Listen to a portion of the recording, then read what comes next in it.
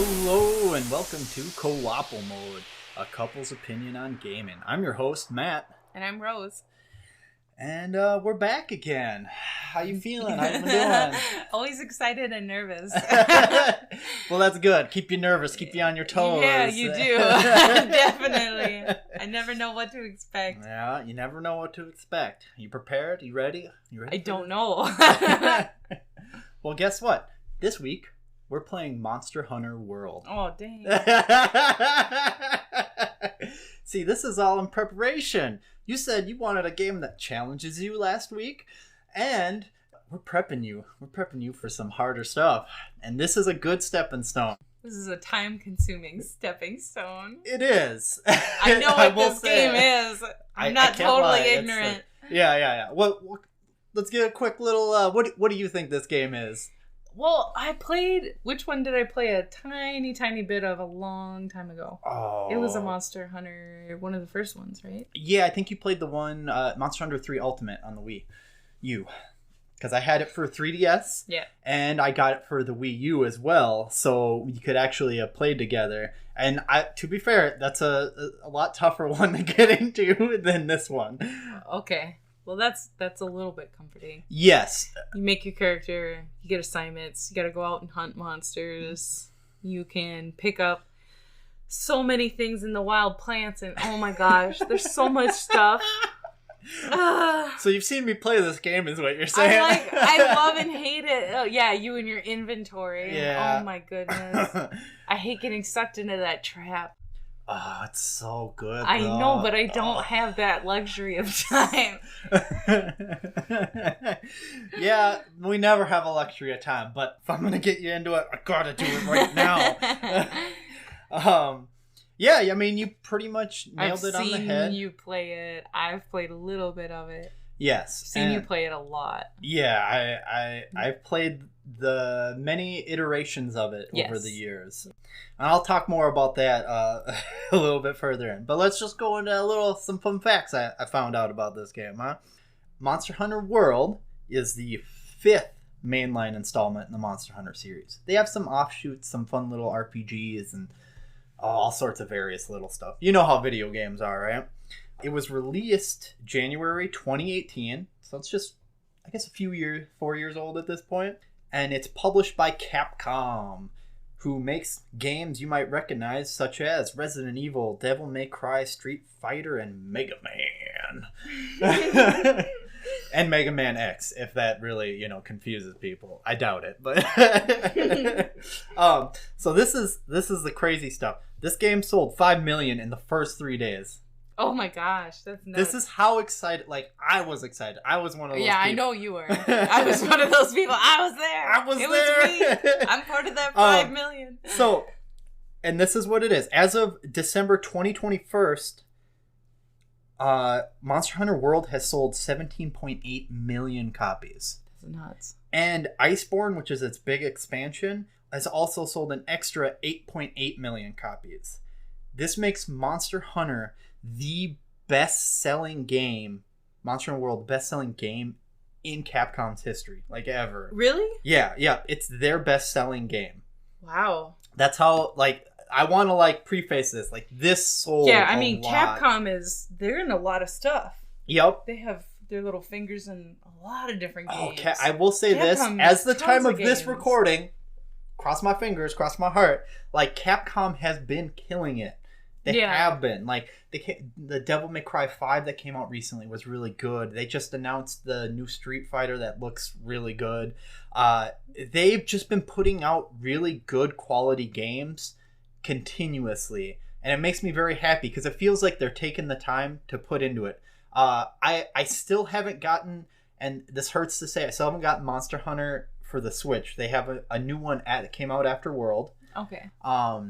And that's about to get a big DLC sometime this summer. So I was like, at this point, I might as well wait till after the DLC comes out before I get it. But that came out for Switch, and also very, very good.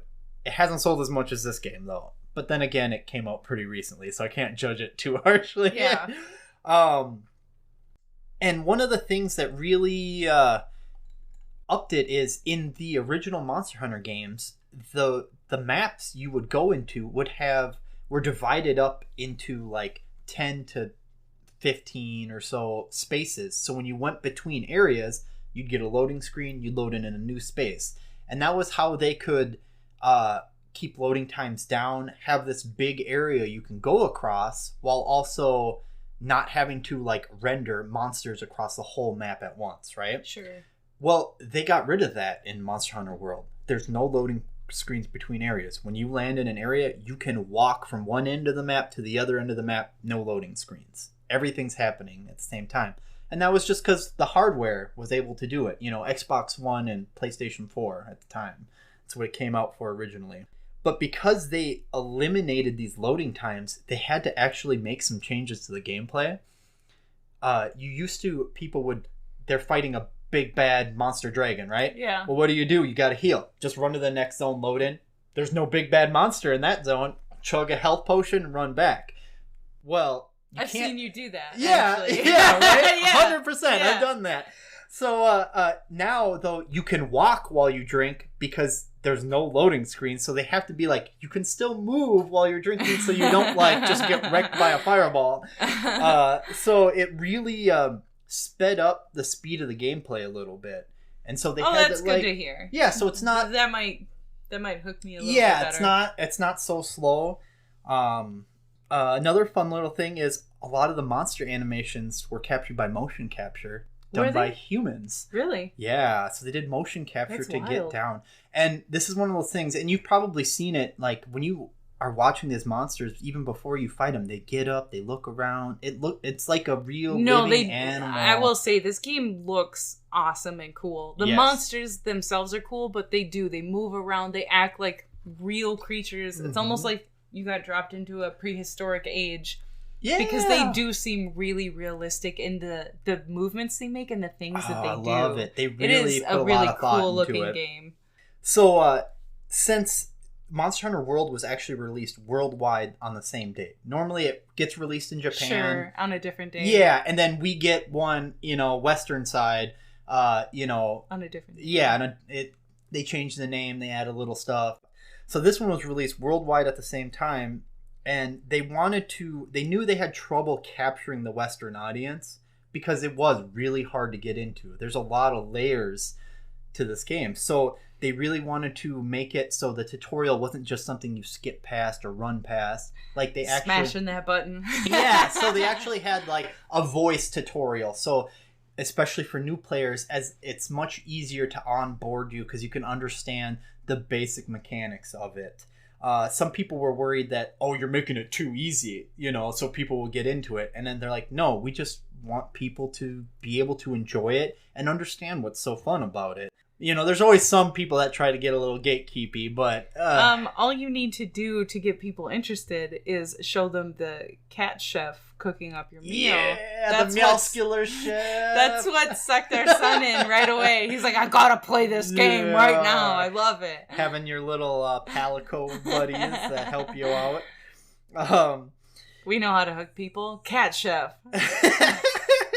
Big buff cat chef. Yeah, he is very buff. Make sure you get your protein. But, they didn't really focus on changing any of the core difficulties. So when you get to the end game, it's still just as hard as the other ones. It looks hard. That's kind of why I thought this would be it doesn't start super hard, but it gets there. But by the time you get there, you're kind of more ready for it or you understand it.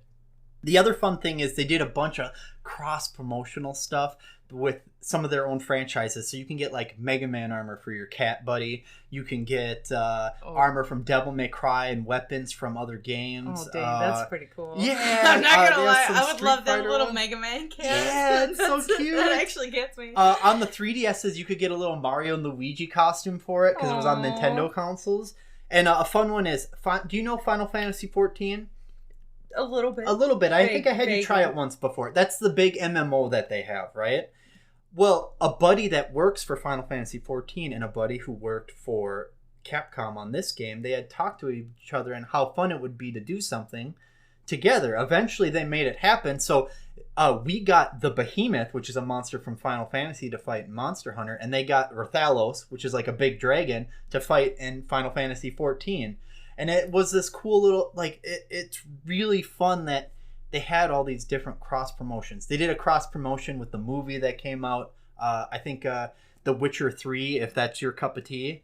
They had all these fun little things, just little nods like, come back, check this out, this is cool, like you can get some fun armor, you know, especially when you get really good. It's like, even if this armor isn't like my top tier, like I'm going to hunt the toughest thing armor, you can have fun with your buddy dressed as freaking Ryu from Street Fighter or whatever. Yeah. And it oh man, they really did a lot to it to make it so much more approachable. One of my favorite things was, the hardest thing for me to understand when I first got into it, how should I, you know what? Let me take a step back. I remember my first interaction with Monster Hunter ever. The original ones came out for PlayStation 2. I was over at some friend's house. Somebody we met at school, we were going to hang out, and I saw this cover for Monster Hunter, and it just had this cool, it was like this jaw blade of like a dragon that this huge sword he had on his back, and I thought that was the coolest shit ever. And I'm like, I don't care, I'm gonna play this game. And like back in that day, all your weapon attacks were done on the right stick. It was like, I'm gonna be honest, it was fun, but it was kind of clunky, right? It was their first iteration, and it was meant to be much more slower and strategic, like really, like you gotta plan everything and you gotta be careful. It's supposed to be really tough, and I had trouble. Like I played it a little bit, but I didn't own it, and I in those days, like I didn't have money to buy games whenever I wanted. Back when we were young and poor. Yeah. But I tried to get back into it when they re-released the first and the second Monster Hunter on PSP. And that's what made it explode in Japan. When they went to portable like that, everybody got in on it. Because Japan is so much more densely packed over there. So you would play ad hoc with people. You'd be like, I have a half-hour train ride from where I'm at to the city. Right. You'd go in, you jump into a room, and then like there's other people in the room. Go on hunts with people on the train, or like hunts with people that stay in your apartments with you. You know, or friends would get together. You could bring it to school. Like it was so easy that it just became a huge phenomena over there. And that was really my first iteration in actually getting somewhere in the game, but I still didn't fully understand it, to be honest. And that didn't happen till years and years later. I already had a PSP. I already had the Monster Hunter game. Back in this day, I was on GameFly, where you could rent the game discs and play it, like Netflix for games, right? Yep. Old school Netflix. And I rented I was like, oh, I gotta try Monster Hunter again. They came out with Monster Hunter for the Wii. It was called Monster Hunter Tri, US side. I was like, I'll try it, and I play it, and all of a sudden it just clicked. Everything clicked. The armor system clicked. How to get like the skills from the armors made sense, and I'm like, holy crap, like it was like an epiphany. And I started playing it, like that game, a lot, and then I looked it up and I realized the 3DS is coming out. One of the games coming out the first month is they're doing a whole remaster of Monster Hunter Tri called Monster Hunter 3 Ultimate for the 3DS. And I'm like, stop playing Tri, because I don't want to wreck anything more here. I'm going to waste my time on 3 Ultimate. And I did. I put an obscene amount of hours, which part of me is proud and part of me is ashamed. But to be fair, at the time, I was working a grave shift job where I could get away with playing it with some buddies at the time. And so before you had a son. Yeah, before I had my son. We had a lot of shameful time wasting habits back then. Anime days and gaming days. And I I loved it. Monster Hunter 4 Ultimate came out. I played that a bunch. And then there was even Monster Hunter X, which was like a big mix of like all the Monster Hunter games before that. You could go to all the old maps, and it was like a massive game. But I kept hoping. I was like, I want like a big console one, because I want to see how good it can look, you know? Yeah. And I kept hoping and dreaming. And I kept hoping and dreaming, and then someone answered my prayer. Finally, they did. You know, the Xbox One, like years into it, they announced Monster Hunter World, and I knew, like, I gotta get it. And day one, I got it, and Oh my gosh. It just was so good. They really did. They really focused on making it easier for it to get to onboard. All the weapons handle very well. I actually ended up using one of the weapons as a heavy bow gun. It's basically like, think about like if you're holding a cannon from a pirate ship and you're walking around with that and you're shooting things with that.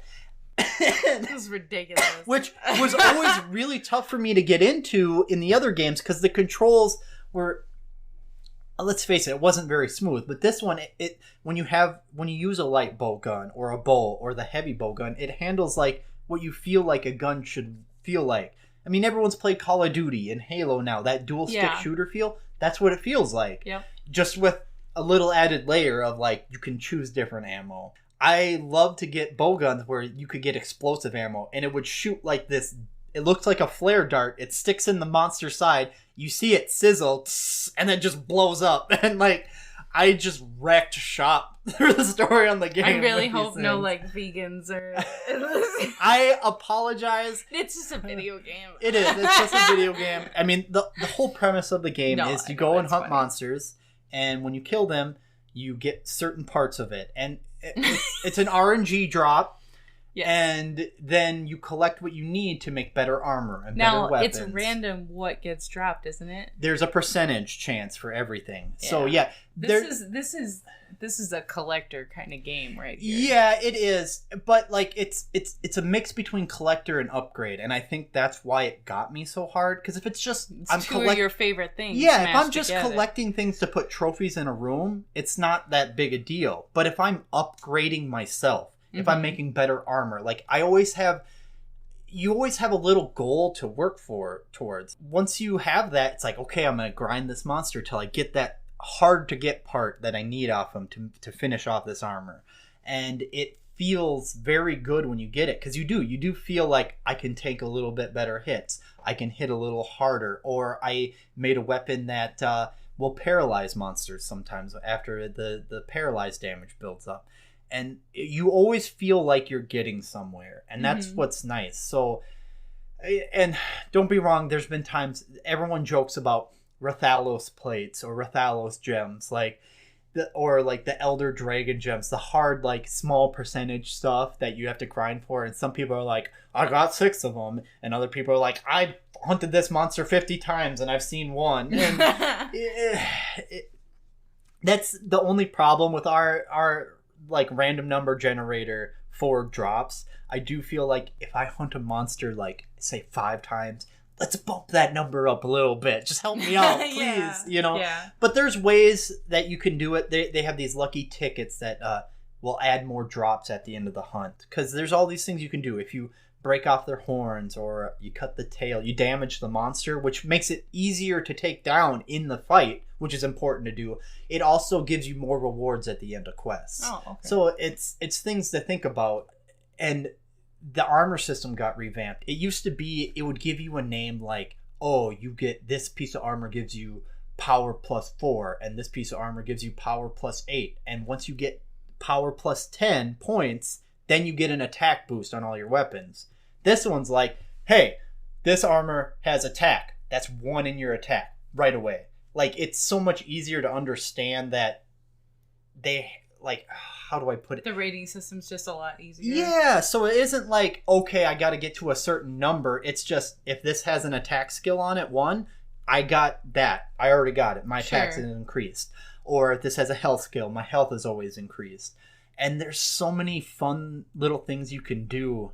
There's one called Mushroom-mancer, and there's all sorts of mushrooms in the game. You have Mushroom-mancer, they do special effects, like they heal you fully, or they give you unlimited stamina for a while. So instead of like making all these potions, I could just have Mushroom-mancer and collect a bunch of mushrooms and run out and find more in the field. Easy peasy. Like, so I usually have like a set for gathering materials and then a set for like my basic hunts, but some people will make specific armors for monsters so they can take less damage from that monster and do more damage to that monster. They're all very different. Yeah, there's a wild number of them. You need different sets of skills for different ones. Yep, there's like big lizards, there's birds, there's ones that fly, shoot fire, shoot ice. There's elder dragons that like cause tornadoes, and one really cool causes all these like bone protrusions to grow as you're fighting him, which is one of the cool things they could do. So cool, but so annoying. Yeah, so as you're fighting him, you're watching these like bone spikes grow bigger, and then they just, once they reach maximum, he's rage mode, and you're like, this is a scary. That's like your first scary creature you really run across, and the first time you beat him is so satisfying. You're like, I'm a god. And then they're like, well, you just beat the regular version. There's another version that's way tougher. It's like, oh, thanks, game. Thanks for making me feel small again. Make sure that you don't get too big of a head there. There was a cool monster they did that was like gilded in gold. And how it was is when this monster was running, you would run through with a group of 4 and try to damage it as much as you could. And depending on how much damage you did would determine what kind of rewards you got when it was finally killed. So, like, you and another group would be fighting it at the same time. And though you only see you and 3 other buddies in your fight, you're still fighting the same quote-unquote monster. And once enough damage has been done to it across multiple groups fighting it, it's dead. Everyone gets to collect rewards.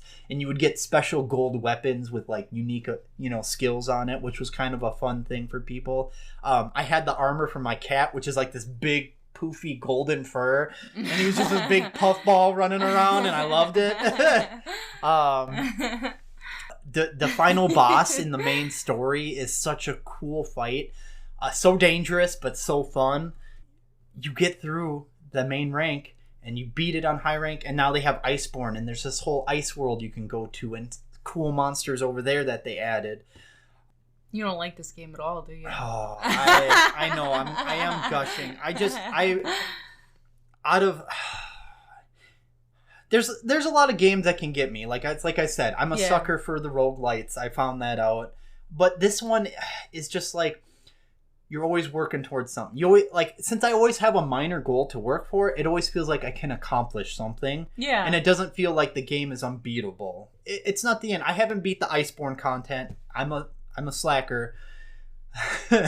But that's okay, because like I know I can always jump in and do a hunt or two and just have fun with it. And I do. I always enjoy it. I got some of my buddies I've gotten a lot of buddies into this game. Actually, I think I've gotten about 5 or 6 people in a Monster Hunter over the years. And I think it's time that I try to get you into it. Because you're my best buddy. Oh no, you'll never hear from me again. And this works out because we both have friends who also play the game and have played it. So it could be fun to all hunt together. Yeah, we can all 4 hunt together, and you can play on the Series X. I'll bust out my Xbox One, and I'll take this monitor and I'll just sit down right next to you and I can help you with hunts. And that brings me to the only negative thing I can say about this game. This is the only thing that bugs me. And this is because my son plays it, and I play with him sometimes. Mm-hmm. When you're doing the story mode missions, a lot of times there's like a cutscene when you first see the monster. Mm-hmm. Yeah. I can't join your hunt until you've played that cutscene. You have to shoot like an SOS and I can jump in, or you have to abandon the quest and then we reload it from the beginning. But until you see that cutscene, like, I have to wait. Which, I really wish they would just let us both jump in from the get-go, especially if I've seen it already. Yeah. Like, I could understand a little bit if I haven't done it and you haven't done it. Okay, whatever.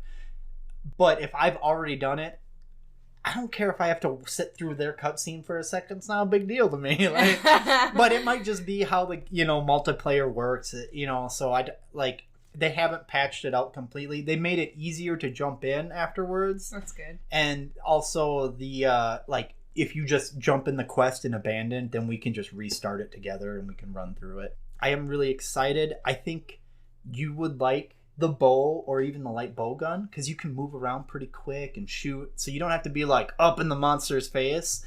It'll be interesting to see. There are a lot of fun weapons, and I enjoy all of them to an extent. I probably played heavy bowgun, great sword, long sword the most. Like, those are usually, in this particular Monster Hunter, those are the most I've played. But I've tried everything over the years, so it might be fun to just bust out a new weapon to play with you. Have fun with it. So I All right, I gotta stop gushing, or this episode will go way too long. You're probably bored of hearing just me gush. I'm not bored. I just hope you let me play. He might steal the controller out of my hands. The only hard part is the fact that I know your load times are so quick on the Series X, and my Xbox One takes a minute. So you're going to have to wait for me, but that's okay. I'm fine with that if I get to play Monster Hunter with you. That's fine. So, oh my gosh. I got to get my bearings back here. What would you rate? Like, how are you feeling about it? Like, did that kind of excite you a little bit? Yeah, I mean, when you talk about it, it's hard not to feel excited about it. Like, I can tell that you love this game so much and you think it's so much fun. Yes. It makes me want to play it really bad. I mean, I have to be honest, like... And I've seen things before and it looks really cool. The monsters look so cool. Yes. Some of the armor that I've seen looks absolutely amazing. And it would be cool to build different things like that. I do. Okay, I will say this. This is the second thing that bums me out a little bit about Monster Hunter World is the armor designs are great. They did a wonderful job with the armor. And this is coming from a person who's played the series. The weapon designs aren't as exciting as they were in the older games. Like they get real wild. And I think the new Switch Monster Hunter Monster Hunter Rise, they kind of went back to that old format, so your stuff, like, it just looks so badass. Yeah, and cool. They really design it off the monster you killed. Like, they make it fun and make it look cool. Right. And that's not to say that there aren't weapons like that. Like, my favorite one from a Teostra literally looks like a bright red gilded battleship cannon. And, like, I have, like, a giant, like, wheel on it, too. Like, it looks amazing. I love it. But so crazy. So it's not saying there aren't some. It's just like it takes a little longer to get to those really cool, fun ones. Yeah. Like I have a great sword, understandable. which is big and metal and have jet engines coming out the back. And when you charge it up for a big attack, flames start shooting out the back, and it's amazing. What are you complaining about? Because a lot of the in betweens. It look like for one monster, it's like you cut up one of the first monsters you fight is great ones. It's a great Jagras, and he's like this kind of big yellow lizard crocodile. And when you get his first upgrade, it's like, okay, you have this metal sword you've been using. We're gonna upgrade it with Jagras, and it looks like they just slapped some Jagras hide on like the hilt. I just cut out this jagged ass piece and I slapped it on the sword. It's better now, I swear. And it is, but that part is like, okay, it would have been like a little crazier, but it's such a minute thing to complain about because the actual core gameplay is so good that you can really overlook something like that. That's just coming from, I guess I could say I'm a veteran of the series at this point. Mm-hmm. But I'm glad you're excited. I'm super excited to have like something to just play with you too. Yeah. You know, it's like, hey, let's just run around. Let's do a couple quests. You know, we don't have to do it. Go balls deep, but like, you know, just do a couple a night. I'll be happy. Yep. I think we'll cut it off there. Gotta go try it out now. Yeah, we gotta make her play it. So we'll see you guys in a week.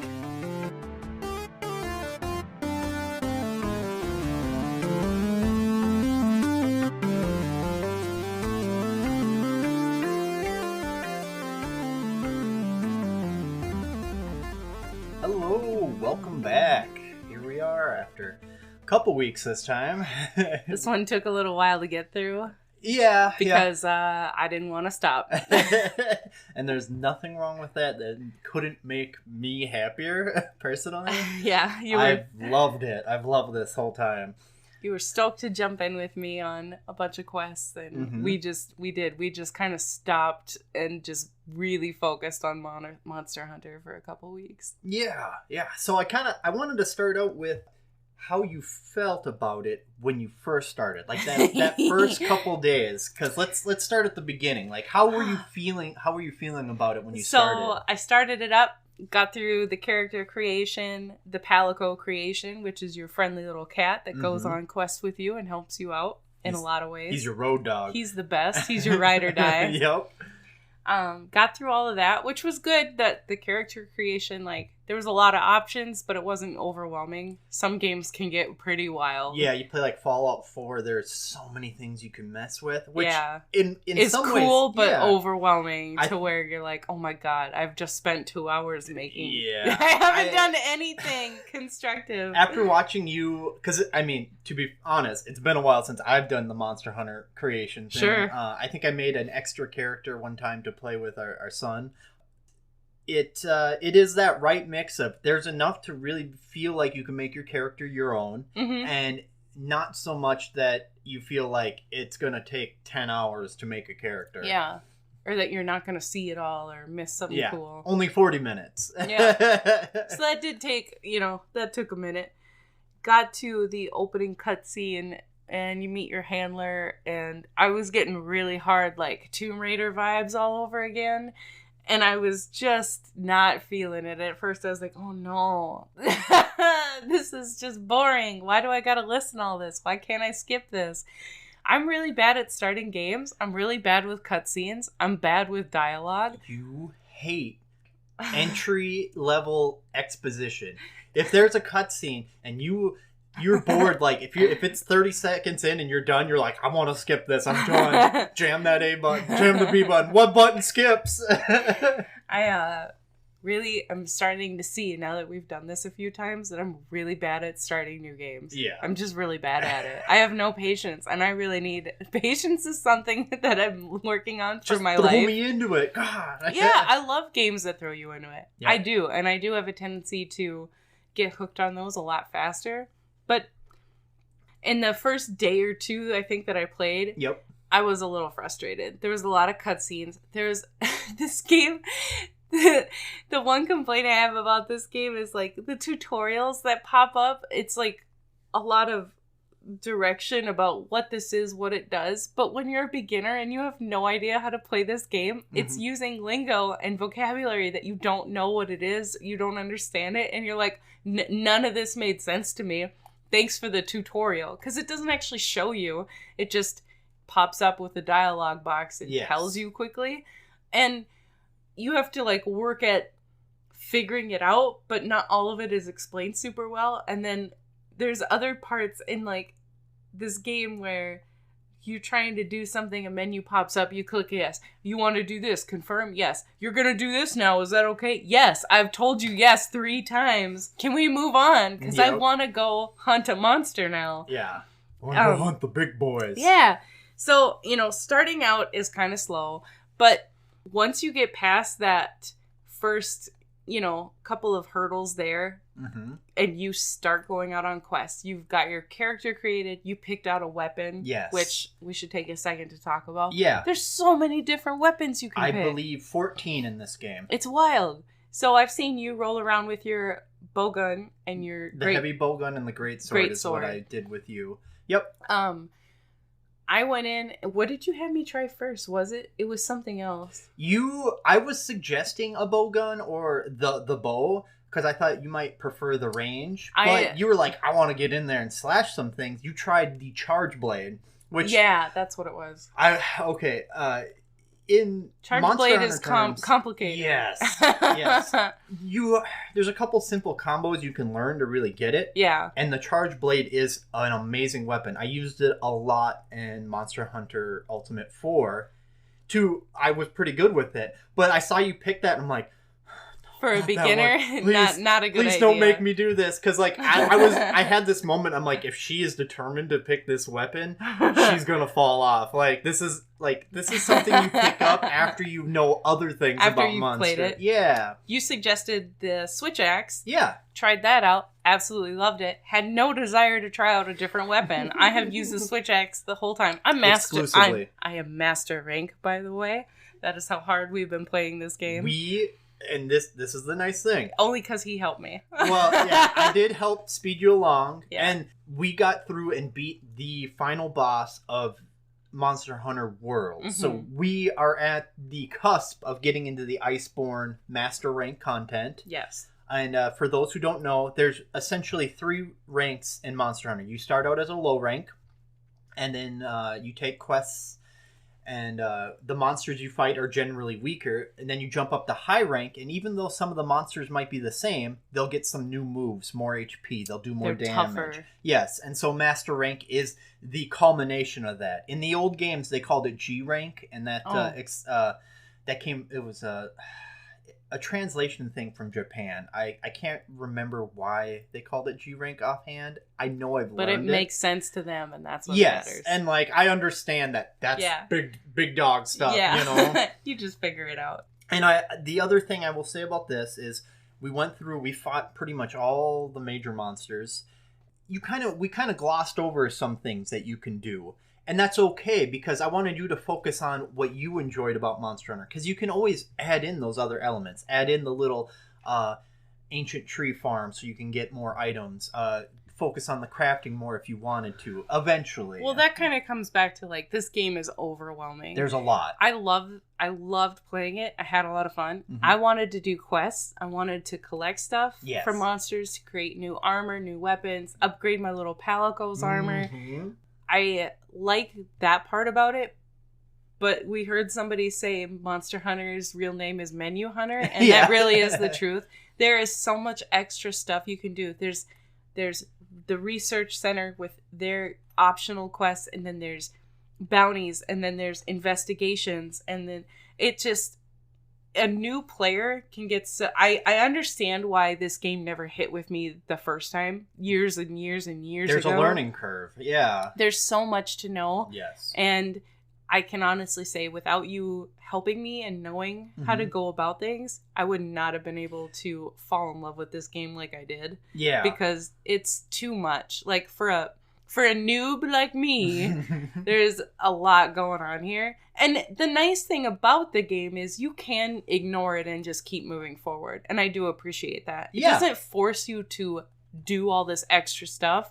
And there's a lot. There's so much. But I will say that you were not metagaming. Like, you weren't trying to min-max, do everything. Like, I got to carry all these items. I need to have them. I don't have 2 lifetimes to live, but it would take that. There's so much in this game. Like, dude, I feel like... But this is the thing. That's okay. You don't have to. You don't have to have the power charm, armor charm, power talent, armor talent in your inventory to make sure you max out what attack and defense and then is. Put all the gems in the slots on your armor, and then you got to do this, and there's trees. I will say this. There's so much shit. The armor and weapons you got, at first, you wanted the ones that you liked, how they looked, and there's nothing wrong with that. I was going for style and functionality, in my opinion. To an extent, but I was noticing at the end there, you're like, I don't like that. I don't have any gem slots in my armor. You were saying that, and I realized it was starting to get that hook. It's that creep. You're like, well, I could do a little bit, get some gems and just get a little boost. And that's how it starts. And then all of a sudden you're... So that's kind of what's cool about this game is you do start, like, you're getting comfortable, you're understanding everything, and then you do see the optional stuff. And once you've played it enough, you can start expanding what you're doing and go for that big stuff, better stuff. And that makes the replayability of this game, like, absolutely enormous. It's huge. Like, it's nuts. Like, Skyrim's huge. There's a lot to do. Holy shit, I think Monster Hunter is just as big or bigger. Like, there's so much to do. It's wild. You could spend, like, 10 years of your life playing this freaking game. There's a reason it's so There's popular. There's all the different weapons you can use. That's the first part. Like, they're all really fun. I only got to try the light bow gun, I think, for a second. And... because my son wanted me to attack an Anjanath for him. And I said, I've never used this weapon before, but I'll do my best. Yep. It was interesting. Like, it's really different than using a switch axe. A switch axe, I'm getting up in there real close, smacking the hell out of stuff, trying to roll and dodge a lot. And a bow gun, you can stand back, quite a distance. Yep. And you're not hitting as hard, but you're hitting a lot more. A lot more often. And like I was using the heavy bow gun. I think when we were fighting Diablos, I was using it. You can make modifications to your bow gun. So it can do its max damage from further away, or does more damage if you're closer, or you can make it reload faster or shoot more accurately. But I always put shields on the heavy bow guns. So basically Mr. Big Bad Diablos with his 2 big horns comes charging at me, I just stand there. Dink! Because, like, I have enough shield modifications that it's like I got a big-ass tower shield, but it's not. It's a cannon. So not only do I block, I freaking blow your face open with some ammo. Like, whatever I have. We should talk about the monsters. We should definitely talk about the monsters. I think your favorite was Legiana, right? I fell in love with the Legiana armor. Yep. And so I did farm it on my own. Woo! To get the armor set. I was very proud of myself. I was proud. You did quite a few monsters on your own. Yeah. And I thought that I was impressed. That armor set is so beautiful. And at that point in time, it was pretty defensive for me to wear. Mm-hmm. I loved that monster, but I loved all of them. They were all so cool. The Palmu, the big bat-shaped white one that blows up like a hot air balloon and floats around. He's such a pain in the ass, but it was so fun. Like, it's so creative. And then you get into like the dill pickle. Oh, Devil Joe, yeah. He's so horrible to fight, but he does. Matt, when he showed up, Matt goes, "Here comes the pickle," and it does. It looks like a pickle. He's a big angry pickle, and he is so hard to fight. Like, he's huge, and he just swings his front and his back at you all the time. And I love running into him because the first big monster you fight is a Great Jagras. He's like this big yellow lizard with dreads. Yeah. And like the first time you fight him, like, it feels good. Like, I killed this big monster on my own. He's beautiful. Devil Joe shows up and eats him. He'll use him like a freaking weapon. He just grabs him like a mama dog by the back of the neck, and he will attack you with another monster. That's how ridiculous. That he's holding in his mouth. Yeah. That was the cool part. Like, that was a fun fight. I enjoyed that one. The game really has a beautiful way of starting you off with some monsters that you're like, oh, this is really cool. But it keeps getting grander and bigger every time. And they get stronger and they look so cool. The creativity in it is amazing. And it's really enjoyable because they all have a lot of differences in them. There's only a couple that they kind of crossed over with each other. There's a reason for that.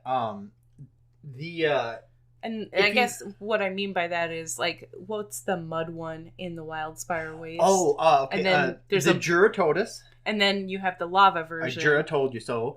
And then the Lavioso. Yeah. Or Lavios. It's basically the same monster, but different environments, different skills. One's about mud, one's about fire. Yeah. And also is bigger and just meaner. Way more annoying. Oh my gosh. Way more annoying. I did not hunt him. He covers himself in lava, which is fine when he jumps out of the hot lava, but then it cools and hardens, and your weapon bounces off him. Until you break annoying. It. Yeah, he is one. He is one of the more annoying ones. Mm-hmm. So, how they were able to get so many monsters in the game is basically they made like so many like monster skeletons. So there's the Great Jagras has a skeleton, and so Dodogama has the same skeleton. So you notice they can some monsters will move the same. The Radaban and the Uragon, they both roll out, right? Which is cool, but they move the same, but they still have different movements in their fighting technique. They still have different movesets. So even if a monster is similar, it's still different every time. And the fun thing about this game is that when you're fighting a certain monster, it takes a while to understand their attacks and how they're going to move at you. Even though the basic exoskeleton is the same for what they created this, it's really impressive how different they made each fight feel.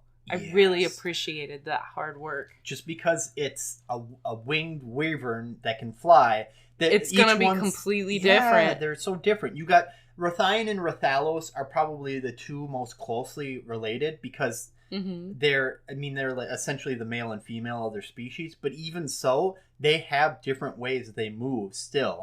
You know, the Rathalos uses a lot more fire attacks, and the Rothian does her flippy flips and poisons you a lot more. Especially the Pink Rothian.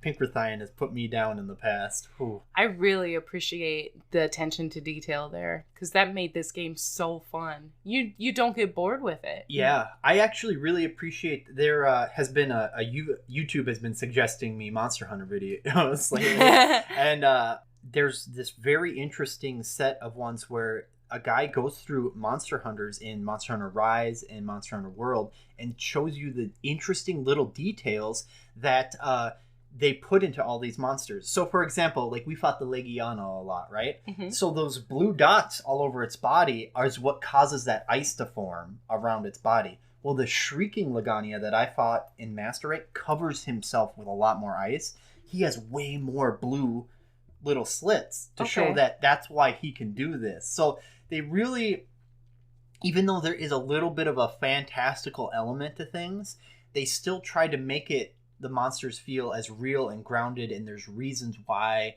they can do these things, why, how they go about it. It does feel like that.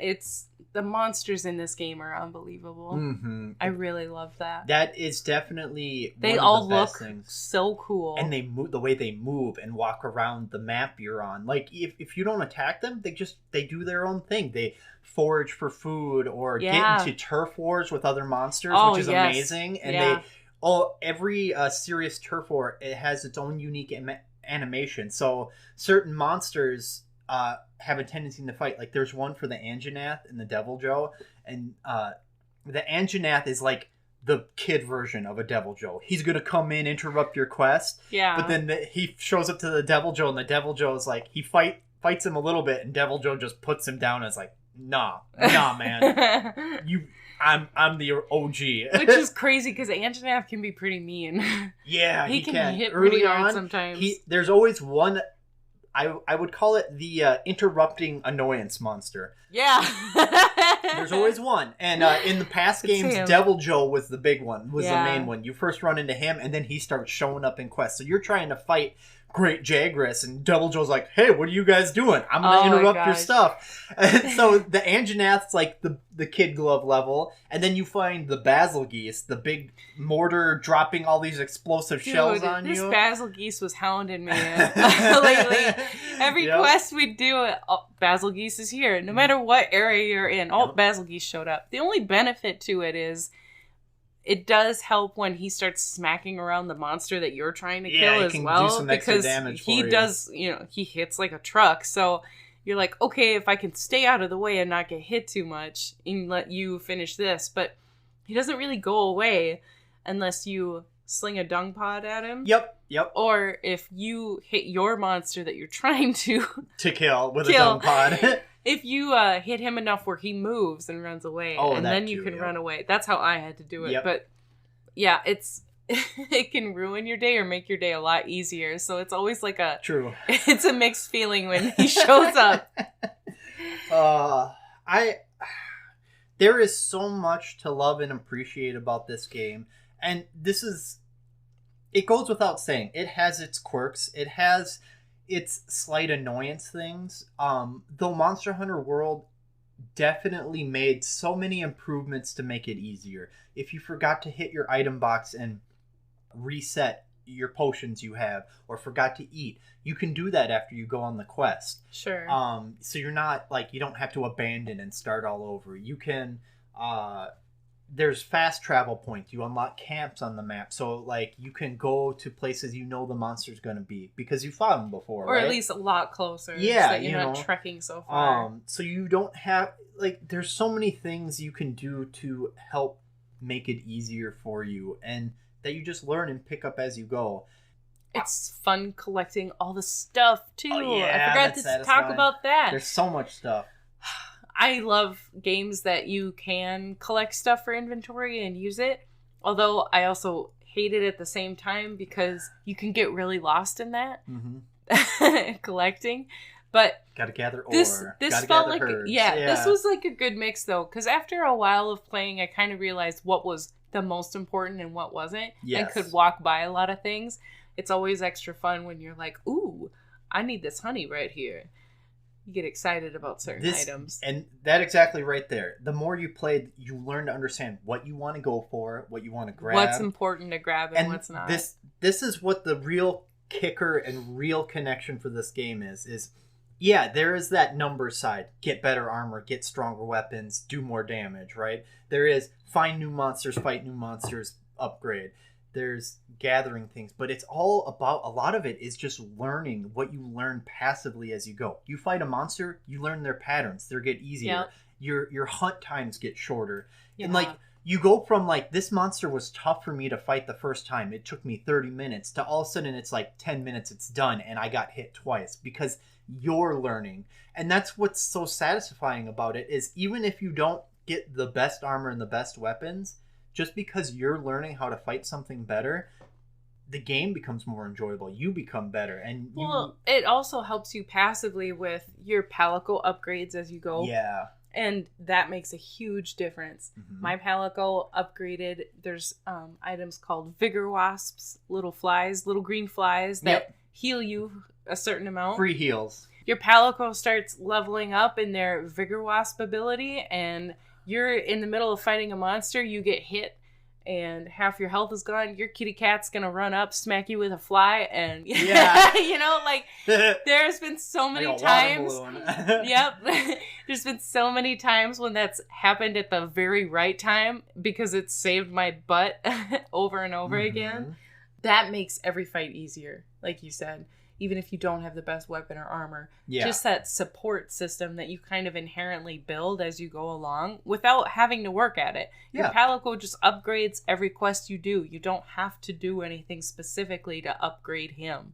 Except you can get him some cute-ass armor or some badass armor. There's a lot of choices.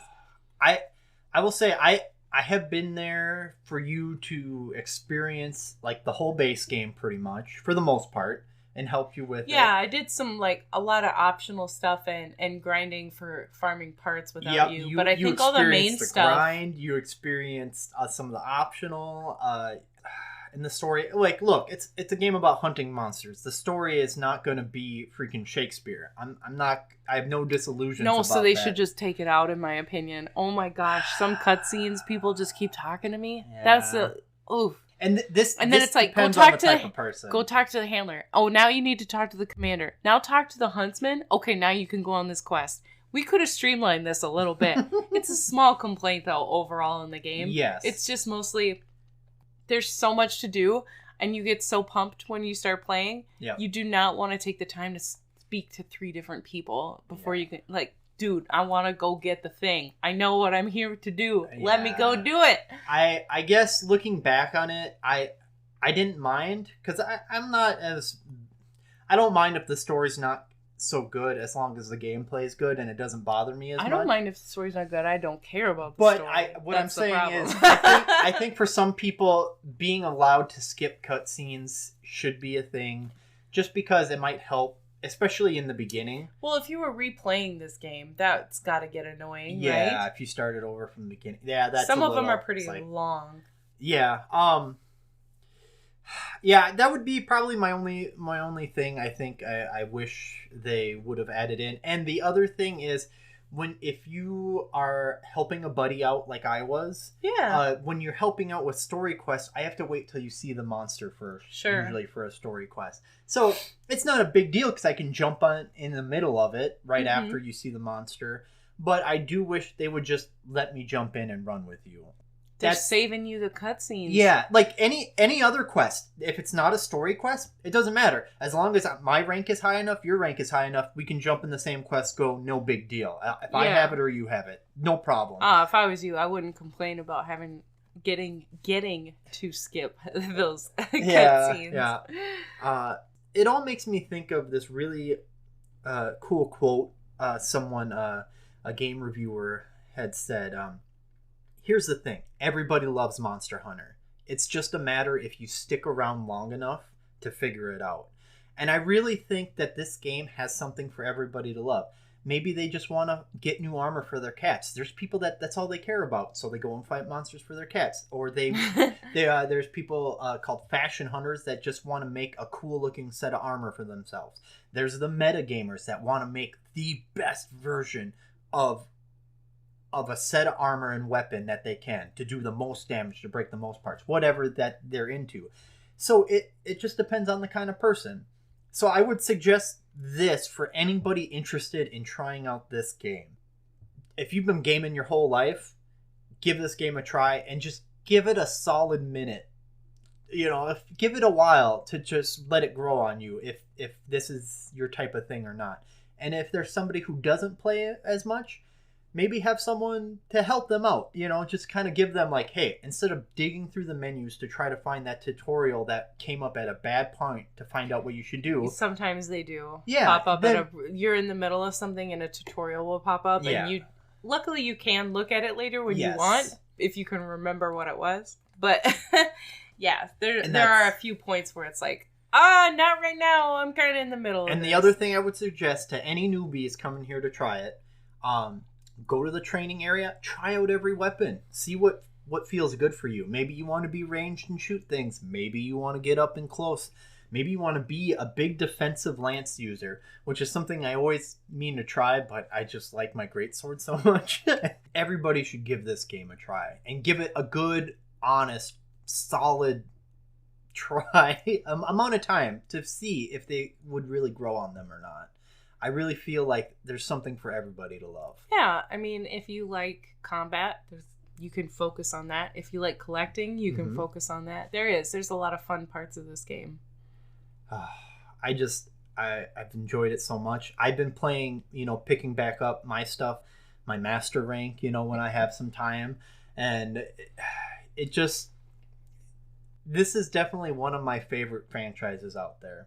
Yeah, I can understand why. I totally get it now. And I 100% hope that, let's see. Do you think you're going to play this game again? Yes, I am so definitely going to play. Good. It's hard to stop playing this game. Yes. I mean, I want you to be up there in master rank with me, and we can farm that good stuff together and get that, like... Oh, he's excited to farm Nergigante armor for me. I am always happy to help someone get a hunt in. Oh, never. Yeah, you got some nice achievements for helping a lower grade hunter.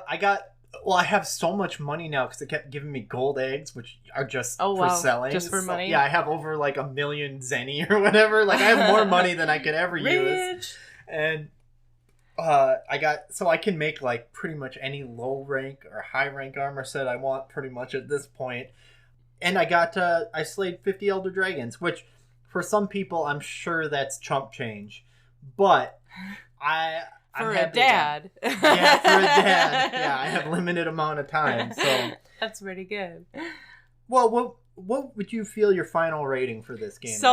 This is funny, because those first 2 nights, I was like, this game kind of sucks. It's going to be like a 6 or something. After that, it was like 9 out of 10. Yes. Every day that I played it, I was like, the only things I can dock it on are, it is really hard for a new person that doesn't know about it to get started in it. Yep. Like you said, you got to really give it a solid try and try to just keep your head down and move through it, and you will pick it up. But that's going to be hard for a new player. Yes. If they don't have a you around to help them, especially. Right. The cutscenes not being skippable is... I know that sounds like a petty complaint, but there's so many sometimes, and they're so long that it's like, oh my gosh. Sometimes you just want to get to the next hunt. Well, I don't mind if you want to see them, but I think they all should be skippable. Some people just aren't into that. I'm not into that. Yeah. I think it's just kind of the user friendliness that I'm really docking at that one point. And that's something they've always struggled with. And I know Monster Hunter World. I can see why. Like, I appreciate that it is as expanded as what it is. Yeah. Because that's good. That makes you have so much to do. You can play this one game for so much time and keep enjoying it. That's wonderful. Yes. But the downside of that is that it makes it really hard for new players to get into or to keep up with. And I said that before. I had trouble getting into it as first, even though it seemed like such my stuff. You had a drive to want to learn it, so you did. Because you were like, this looks so cool. I gotta play it. And I will say that, like, this game definitely helps to have people to play with that you know. And say you have a Switch. You can't get Monster Hunter World on the Switch. There's Monster Hunter Rise on the Switch. That is also... They've learned from Monster Hunter World to take those elements to make it easier to get into. And the control scheme plays like Monster Hunter World does. these are the best versions of the game you can play. To try to get into. Yes. And so if you want, those would be the top two I would suggest. If this franchise interests you, get Monster Hunter World or Monster Hunter Rise. Try it. I do believe they both have demos. I'm not sure if World still does, but I know Rise, you can go on the Switch eShop, get a demo, and you can just try hunting a monster. See how it feels. Like, that's the kind of main part of the game. Just give it a shot. And then you can learn everything else along the way. There's no hurry. There's no rush. Just do what you feel right for you. That's one nice thing about this game. It doesn't push you through super fast to get stuff done. No, it doesn't. I mean, it'll tell you, like, hey, go on this quest. Yeah. But you can do whatever you want for however long you want it, and then just go do the thing that moves the story along. See, that's the difference. Tomb Raider, you always felt rushed. You always felt urgent to complete the story and never stop. I was thinking about that because there's a difference there. In Tomb Raider, it was constantly pushing you forward, push. It would constantly remind you, like, oh, I gotta go do this. You can't enjoy taking the time to do anything else. Mm-hmm. This one, the game's like, hey, when you're ready, go speak to this guy, and then you're gonna get a new assigned quest to go fight this big bad. And it's nice to know you do your things, though. You go on 5-6 optional quests just to farm things that you want, parts that you want. Nothing feels bad about it. So the pacing of the game is perfect. I love that. I love not being rushed. Yes. Because in this game you can't be. There's too much to do. Yeah, and I think they have that good balance. Like every time I jump into my hub town, it's like, hey, you gotta go fight Velkhana. Like, it's an Elder Dragon I gotta go fight right now. And it's like annoying as it's like, okay, yeah, I know. But I never feel like I have to. Yeah. It's over. Like, they remind you, which is nice because honestly, if you drop the game for a while and come back to it, or if you get lost in like farming parts for something else, and there's times when you come back in a game, you're like, what in the hell was I supposed to do again? Yeah, what was I supposed to fight? Yeah, sometimes that happens in games, right? You forget, like, what was I even doing here? All right. This is nice because it tells you. So we'll go a quick rundown. 9 out of 10. Yeah. High replayability.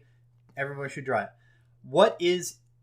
We know what your favorite weapon is because you use the switch axe. Switch axe! So weapon. Cool. You're an axe and then you can switch it to a sword. You can slash faster. It's not as good of damage points, but you're hitting more often. Yep. The other bonus is that you have your elemental damage that you can do when you've built that up. Depending on which kind of switch axe you have. But the other cool part is, the downside to the sword is you move around a lot slower. Mm-hmm. So the switch axe is nicer. Power stance. Yeah. And that's the thing about this game. Everything is so well balanced all the time. Yes, every benefit you get, there is a downside, but it doesn't feel like anything's screwing you over, and it doesn't feel like any one thing has an advantage over another. It's very rare that this game ever makes you feel like it's screwing you over. And there's a few instances when you get like stunned or like you get revived and then the monster just makes that attack at the right moment. But even that, like, you're like, oh, I got screwed, but you get over it super fast because you know that's just how this kind of gameplay is gonna go. Okay, yeah, it feels like that was bad luck. It doesn't feel like the game's purposely screwing you over. Failing didn't seem so detrimental in this game. No, you're gonna fail, but it didn't seem like the end of the world because you don't get docked anything for it. Some money. You just big deal. Go back out and do it again. You're still gonna get a quest reward. So we got that. What about your favorite monster? What was the coolest monster you felt like you fought? The favorite one? Oh man, that's a hard one. I'll even let you have 2. Oh, oh man. I don't know how you pick 2. There's so many different ones and they're so cool. Is. Okay, well how about this? Teostra is just badass. I love Teostra. That cutscene when you find him. He's so vicious. He's a lion, dragon, fire, lava monster, and it's just the coolest thing you ever saw. Like, his weapons. He is a pain in the ass to fight, and I fucking hate it. Yeah. But he is so cool. He looks amazing. And I gotta say, I don't know what it is about Legiana, but I just got a soft spot for that wyvern. Like, that icy wyvern, It's beautiful. It's fun to fight. It is elegant looking, isn't it? It is very elegant, but very strong. And there was a point in time when that was the toughest thing I was doing, and I was able to keep getting it done and keep getting better at it, like you said, every time I did it.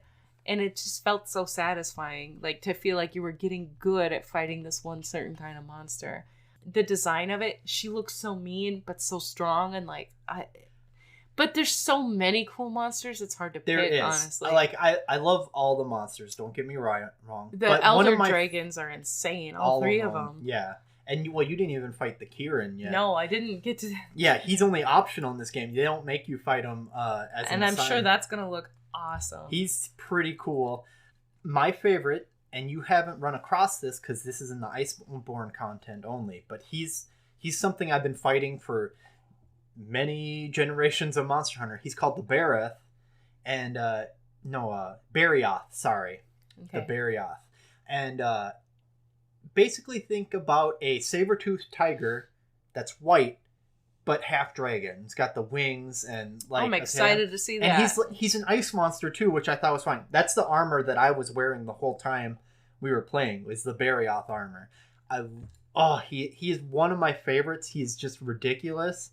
I do like the Teostra too. I think there's a variation of the Teostra called the Lunestra that's all blue. Ooh. And I haven't fought that one yet, and I want to try to find that one and try to see how that goes, because her weapons, there's a bunch of variations, and it's all like just this effervescent blue glow along the blade. So even if it looks like a normal metal sword, it's just this blue coloring to it that's cool. Amazingly looking. And there's just so many things to love about this game. But I guess I feel like we've stretched this episode a little long, gushing. We could talk about it for forever.